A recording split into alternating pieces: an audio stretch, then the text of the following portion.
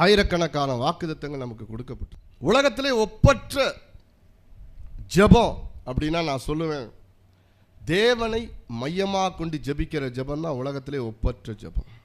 Prayers எப்போதுமே God centre, அது தேவனை மையமாக கொண்டு ஜெபிக்கிற ஜெபம் தான் உலகத்திலே ஒப்பற்ற ஜெபம்.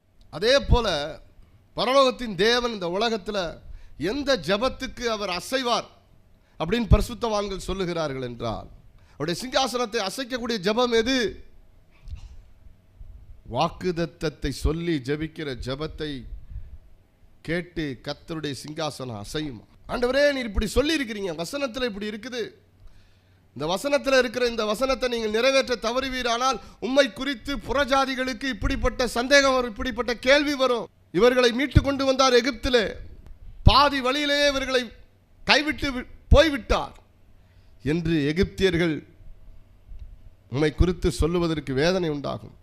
அவர்களை கொன்று போட்டார் என்று சொல்லுவதற்கு காரணம் வந்துவிடும் என்று மோசே சொல்லுகிறார். வாக்குத்தத்தத்தை சொல்லி யாரெல்லாம் ஜெபிக்கிறாங்களோ அவங்க ஜெபத்தை கர்த்தர் கேட்பார். அந்த ஜெபத்திற்கு சிங்காசனத்தில் இருக்கிற தேவன் அசைவார். வாக்குத்தத்தத்தை சொல்லி, ஆண்டவரே இப்படி சொல்லி இருக்கிறீங்களே, இப்படி எழுதப்பட்டிருக்கிறதே, இப்படி நீங்கள் எனக்கு வாக்கு பண்ணியிருக்கிறீங்களே, நான் ஜெபிக்கும் போது இதை சொன்னீங்களே என்று சொல்லி சொல்லி ஜெபிப்பதை கர்த்தர் விரும்புகிறார்.